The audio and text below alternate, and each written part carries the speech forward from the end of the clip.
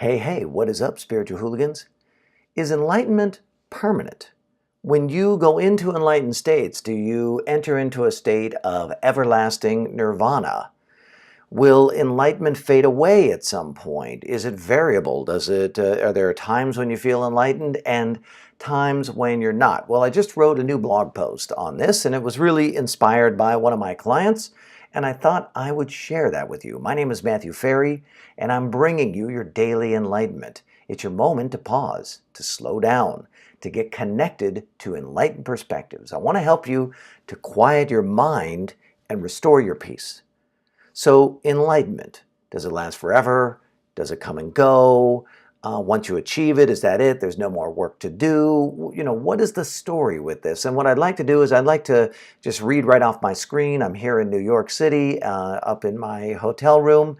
It's the weekend. I'm about to meet with all my Wall Street clients. And one of my Wall Street clients reached out to me and said, Matthew, I can't get behind this idea of enlightenment because it just seems like it's about this permanent state of bliss, and I just don't know if I'm going to ever achieve a permanent state of bliss. Oops, I'm kicking the table here.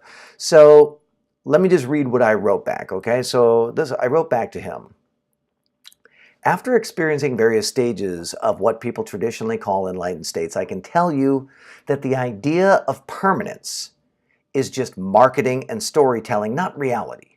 That said, it's not a bleak situation either. You know, general suffering can completely disappear for long periods of time.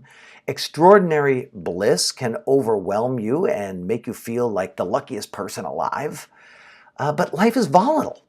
And you and I live in a world where, you know, there's all this volatility. We're living things. It goes up and down. And so what I want to do is I want to give you the back channel on my own investigation in consciousness and the ascent into what is traditionally called an enlightened state, these blissful oneness states. So here's the enlightened back channel.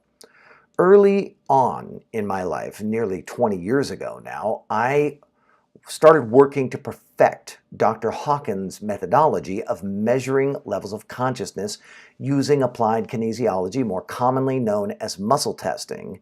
And in doing so, I actually developed my own methodology called the Rapid Enlightenment Process. Now, my objective has been to find, release, and recontextualize the blocks that are blocking me from raising my own consciousness and ascending into what is called enlightenment.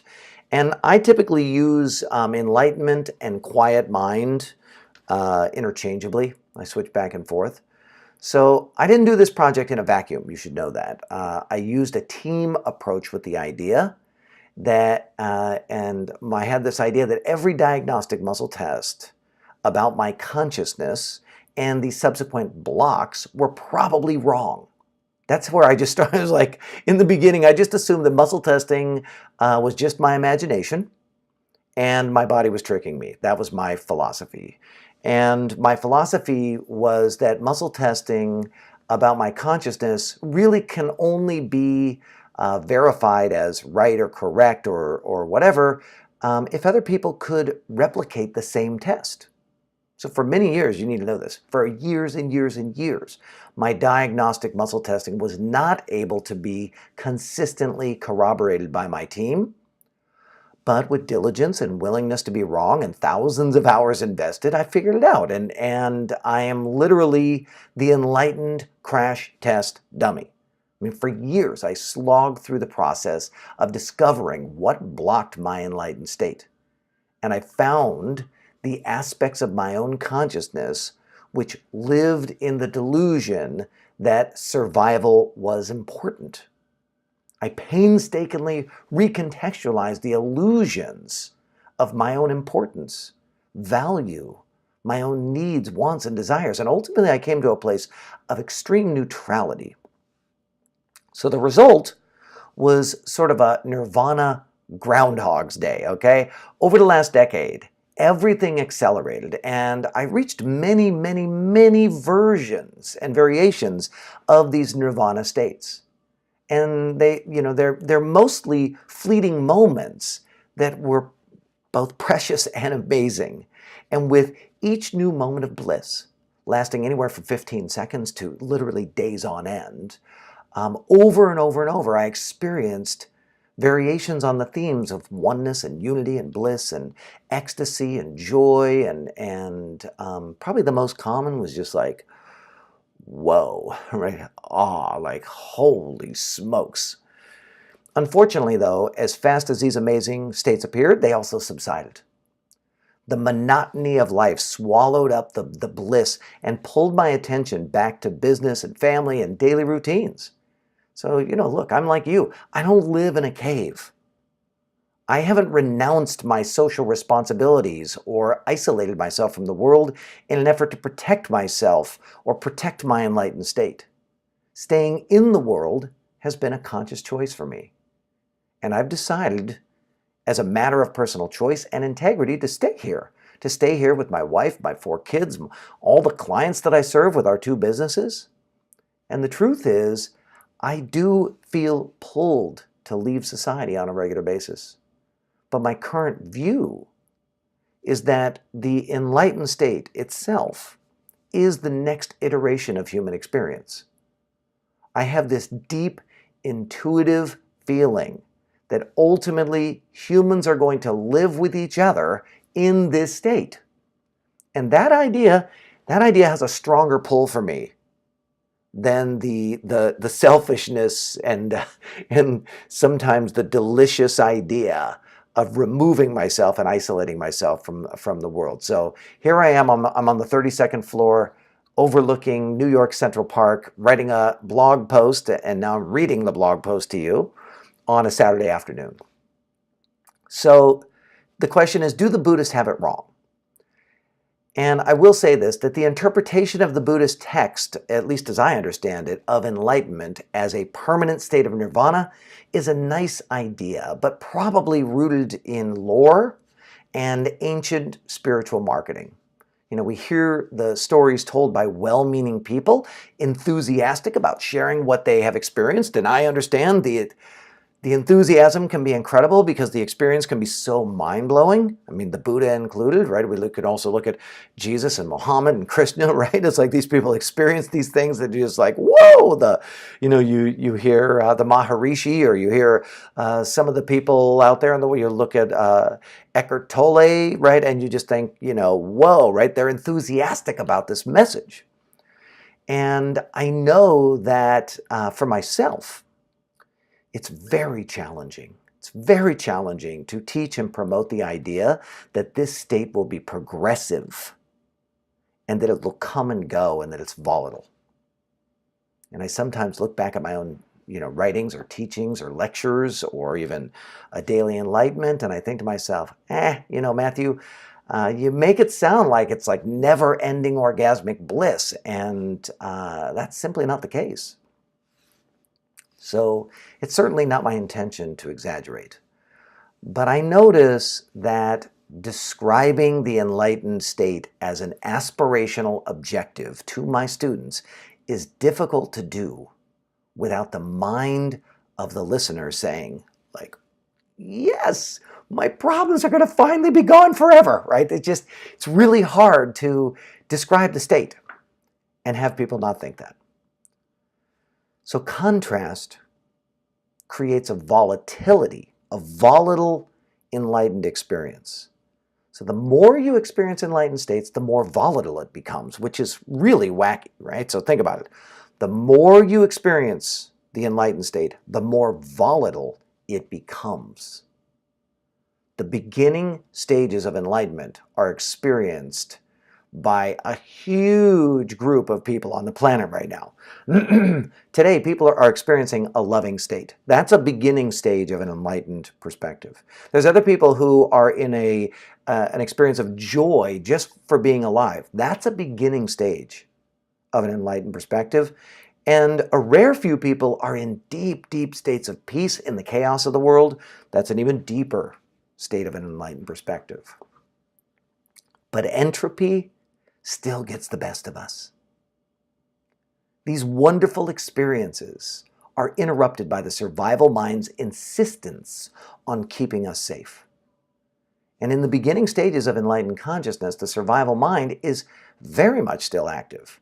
You still question whether you are infinite or not. Survival still feels very important. Money, status, success, and approval from others still appear to be important and relevant. And until these illusions are transcended, there will be harsh, contrasting moments of doubt and uncertainty. And the contrast can be very disconcerting when you're in a feeling of peace or joy or flow or whatever, and then all of a sudden, boom, doubt or uncertainty. And because you have fleeting moments of bliss, the negative side effects of life's experience is more intense. And it does take practice recontextualizing it. It takes practice staying focused on enlightened perspectives. Survival perspectives are the norm, right? Not enlightened perspectives. Enlightened perspectives are not the norm. Survival perspectives are the norm. And they seem so much more relevant. And we're just surrounded by them all day, right? So to quote the back cover of my book, Quiet Mind, Epic Life, enlightenment is not a place. It's not a destination. It's a state. It's a point of view. It's a contextual framework that makes living an epic life possible. So here's my conclusion. Enlightenment is a contextual framework about one's existence. And at the heart of this contextual framework is the recognition that the source of life for you is the same source for everyone and everything, that we're essentially all the same thing, expressing itself with infinite variety. And the experience is that all is well and that nothing needs changing or bettering. Now, your life, people, circumstances, bodily rhythms, sleep cycles, weather, they all create volatility. It has an effect on your ability to maintain this contextual framework.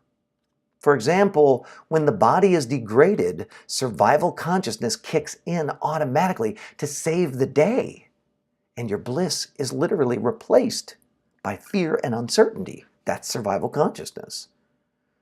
Now, the novelty of achieving profound peace and oneness for the first time is overwhelming. It is a very novel and joyous experience. But when you get used to it, then it's not so overwhelming anymore. You know what I'm saying? The base state of enlightenment really is actually nothing. It's neutral.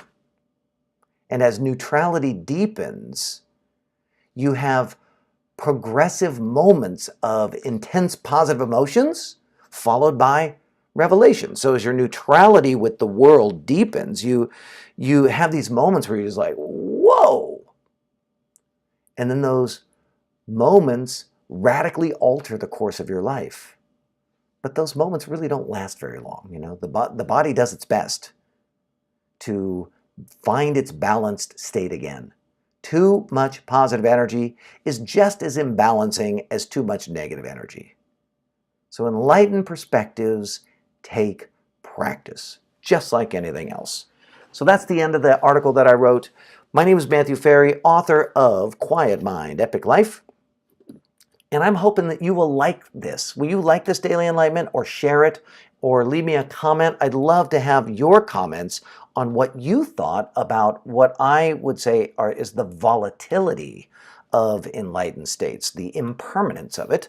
I'd love to hear from you. That is what tells all these big platforms that this is an idea worth sharing. If you like it, if you share it, if you comment. You can also subscribe to my channel. I put out new videos, new daily enlightenments, new audios if you're listening to the podcast every single day. I'm here in New York City doing one for you today. And I would love to have you and I be connected in that way. You could also join us in the Spiritual Hooligans Facebook group.